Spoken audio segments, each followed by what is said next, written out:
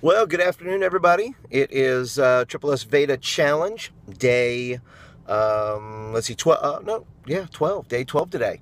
And I am here chilling in a parking lot waiting for my son to arrive on the bus, and I'm picking him up. And today's challenge is to talk about what is the hardest thing about your job. Now, for those who don't know, that I'm a, well, I say professional, but I'm a youth worker. I'm a youth pastor.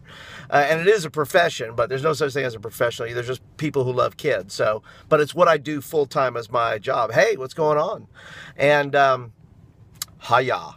And for me, I want to talk about two things. One is, what is the hardest thing about my job as far as being a youth pastor? Well, there's always challenges to that. I don't know. I don't think, in my situation, there's not a lot of things that are hard per se, because I've been doing it for a very long time. And so I've kind of, scaled all the things that could possibly go wrong. And then I try to diminish those things so I don't run into those things again.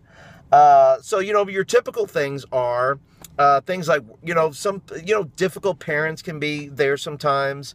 Sometimes when you have students that you're trying to reach and they're hard to reach, when you are dealing with staff stuff in a church, when you're dealing with interpersonal relationships within the community of your church or things like that. So I've experienced all those things. Now, well, it can be a stressful job sometimes. But like I said, I've managed that. But now that I'm moving into other areas, at least in my own personal life, and really another job, is being somewhat of what I would call a ministry-prenuer. And that's just my way of saying that, I like to write. Hey, Ace. For my job, my other job, where I'm trying to reach and communicate with the youth ministry community, that's actually a more difficult, I should say it this way, the difficult part of working with the youth ministry community and other youth workers is just like any other social job, because things that I do, like I'm a blogger, I do YouTube videos, and training and teaching videos. I write curriculum. I have my own store. You can always check that out at shop.thediscipleproject.net or my blog at thediscipleproject.net. And in that fashion, it's just like any other business that's trying to get eyeballs onto, and not just eyeballs, but engagement.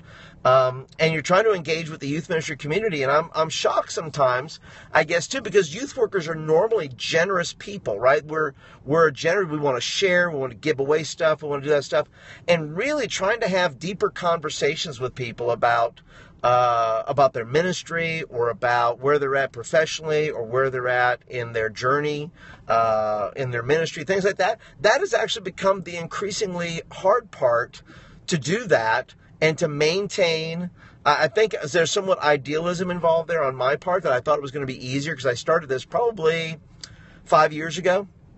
And so right now, I think I'm gaining a little bit of traction in the sense of maybe establishing or just building, audience or whatever that may be. So I think the hardest thing for me is to keep my level of enthusiasm up when I don't think everything is going the way it should go. And I think that's true of anybody, right? Is that true of you guys? I don't know. When you're trying to do something, and whether it's you're starting a new program in your business, or you developed a new product, or you're doing something in your church or youth ministry that you're trying, you say, why am I not getting traction on this? Why is this not working out? And so the hardest thing I would say for my job, and my job being the, working on this other element where I'm working and talking to youth ministry professionals or volunteer youth workers or things like that, is the fact of trying to keep my own enthusiasm up. That to say, look, this is all going to go somewhere. And even if it doesn't, what I've told myself, and here's what I've told myself, if all that goes away, I will have learned something. I will have learned how to create and communicate with a camera.